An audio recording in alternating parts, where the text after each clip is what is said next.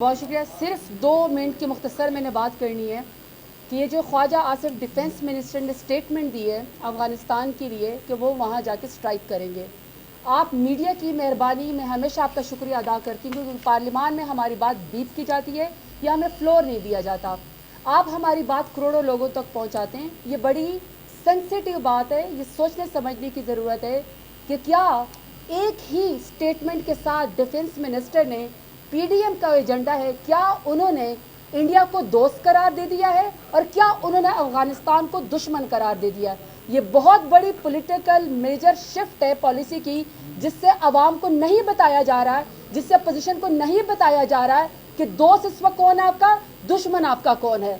दूसरा, जिस तरह के डिफेंस मिनिस्टर इस वक्त पाकिस्तान को रिप्रेजेंट कर रहे हैं, मैं समझती हूँ कि उनकी कोई साइको एवेल्यूएशन होनी चाहिए। उनके जहनी तवाज़ुन से, उनकी सोच से, उनकी ज़बान से, जिस तरीके से पाकिस्तान की सबसे बड़ी पॉलिटिकल पार्टी और पाकिस्तान के अवाम के ऊपर कदगन लगाई जाती है कि ये दहशतगर्द हैं, मेरा ख्याल है कि इनकी कोई एवेल्यूएशन होनी चाहिए। मेरा ख्याल है कि ये इस वक्त सियासत करने के काबिल नहीं है, ये ईवान में आने के काबिल नहीं है। आखिरी बात करना चाहती हूँ, कल उसका इद्दत केस का एक फैसला हुआ है जिसमें सज़ा को सस्पेंड नहीं किया गया। मेरा पहले स्टेटमेंट पाकिस्तान की तमाम खवातीन की तरफ से, सिर्फ इसलिए नहीं कि मैं इस वक्त पीटीआई को या एसआईसी को या फिर चूंकि मैं पाकिस्तान तहरीक इंसाफ या इमरान खान के साथ साथी हूँ, मैं इसलिए बुशरा बीबी के साथ हूँ, नहीं, मैं इस खातून, क्योंकि मैं अपने हल्के में जाती हूँ, मैं खवातीन में जाती हूँ और मेरा अपना vote bank prime minister Imran Khan की वजह से खवातीन का है। मेरा वोट बैंक और सपोर्ट खवातीन की है। हर खातून, चाहे वो घर में बैठी हुई हो, चाहे वो किसी भी पॉलिटिकल पार्टी से हो, चाहे वो खातून जो है वो कोई जॉब करती हो, सब ने मुझे ये पैगाम दिया है कि आपने बुशरा बीबी को कहना है कि हम उनके साथ खड़े हैं, हम उनका साथ देंगे। तमाम खवातीन की, पाकिस्तान की खवातीन की ये तजलील हुई है कि आप किसी खातून, बापर्दा खातून को आप निकाह की सजा दे दें। फिर मेरा पीडीएम की हुकूमत से सवाल है कि अगर आपने इद्दत के अंदर ये गलाजत वाला केस कर ही दिया है तो ये कौन सा कानून के अंदर है क्या आप उनको निकाह के केस के अंदर आप दहशतगर्दी के डेथ सेल के अंदर रखें। ये बिल्कुल इंसानी हकूक की खिलाफ वर्जी है। आज आपने इमरान खान का मुकाबला न करके उनकी सियासी उसके ऊपर आप नहीं मुकाबला कर सकते तो अपने जाती जिंदगी के ऊपर कदगन लगाइए। कल को कोई भी काज़िब शख्स, कल भी कोई भी झूठा शख्स अपनी किसी जो जिसके साथ उनकी डाइवोर्स हुई है किसी खातून के ऊपर सवाल खड़ा कर देगा तो तमाम पाकिस्तान की खवातीन इस बात से अफेंड हुई हैं, तमाम बुशरा बीबी साहिबा के साथ खड़ी हैं। और मैं आपको बता रही हूँ, अगर आज आपने हमारे साथ मिलकर ये आवाज़ उठाई ना है तो मैं आपको बता रही हूँ कल को किसी भी शख्स इज्जतदार बंदे के ऊपर इस तरीके से कदगन लगाई जाएगी। शुक्रिया। अब मेरे ख्याल में आपसे वकास साहब बात करेंगे।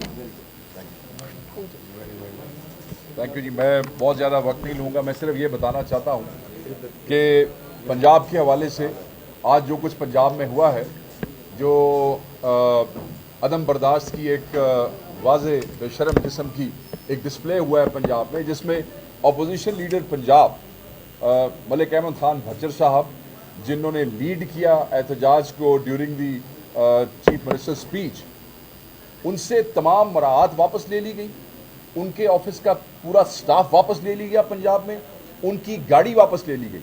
और बात सिर्फ यहाँ ख़त्म नहीं हुई, हमारे जिन MPs ने एहतजाज किया उनमें हमारे 11 से 15 लोगों को, मेरे पास ये फिक्र आया है, उनको अगले 15 दिन के लिए सस्पेंड किया गया है और असेंबली प्रीमिसेस में दाखिले के लिए रोका गया है। एक तरफ तो यहाँ आके वज़ीर आज़म जो हैं वो अपोजिशन लीडर्स को मुज़ाकरात की बात करते हैं, यूनाइट होने की बात करते हैं, मुल्क के मसाइल हल करने की बात करते हैं, और दूसरी तरफ आप अंदाज़ा कर लें कि हम पंजाब में PTI के वोटर किस फस्तायत के अंदर ज़िंदगी गुजार रहे हैं कि आम वर्कर की ज़िंदगी के बारे में तो मैं आपको क्या कहूँ, आम वोटर और वर्कर के साथ तो जो हशर हो रहा है वो बताने का नहीं है। रोज़ FIRs हो रही हैं। यहाँ इतने हाईएस्ट फोरम में असेंबली के अंदर वो अपोजिशन लीडर की गुफ्तगू बर्दाश्त नहीं कर सके। MPA जिसमें राना शहबाज, जिसमें शेख इम्तियाज, जिसमें उसामा गुज्जर, जिसमें मियाँ आतिफ, ये सब वो लोग हैं जिन्हें कहा गया कि अगले 15 दिन के लिए असेंबली प्रीमिसेस में नहीं आ सकते। हम इसकी शदीद अल्फाज में मजम्मत करते हैं और आज के इस एक्ट ने चीफ मिनिस्टर का वो जो एक चेहरा है वो सबके सामने, जो हम बार बार बेनकाब करते रहे हैं, वो आज बिल्कुल खोल के सामने रख दिया है। इस फस्तायत से हुकूमतें चलती नहीं हैं। ये याद रखिएगा कि क्या एक गाड़ी वापस ले लेने से, क्या स्टाफ वापस ले लेने से آپ عمران خان کے چاہنے والوں کی آواز روک سکتے ہیں؟ آپ نہیں روک سکتے ہیں. جنہوں نے روپوشیوں کے اندر الیکشن لڑے ہیں, جنہوں نے بغیر جلسوں کے الیکشن لڑے ہیں, جنہوں نے بغیر کیمپین کے اسمبلی کی رکنیتیں جو ہیں وہ سیکیور کی ہیں, آپ یہ سمجھتے ہیں کہ آج آپ یہ چیزیں واپس لے لیں گے تو وہ عمران خان کے حق میں بات کرنا بند کر دیں گے؟ ایسے نہیں ہوگا. یہ انقلاب پنجاب سے ایسے نکلے گا کہ ہر چیز کو بہا کے لے جائے گا. میں بس یہاں پہ بات ختم کرتا ہوں, اور ایک جملہ برٹش ہائی کمشنر سے لے کے امریکن کانگریس تک میں اس فسطائی حکومت سے پوچھتا ہوں, کس کس نو روکو گے تے کتوں تک روکو گے؟ یہ جڑا فراڈ اور ڈاکہ تسی ماریا جے تانوں لگ پتا جائے گا, ایک ایک بچہ دنیا میں کہے گا کہ تم فراڈ ہو, تم جعلی ہو, اور تم یہاں نہیں رہ سکتے ہو. فارم 47.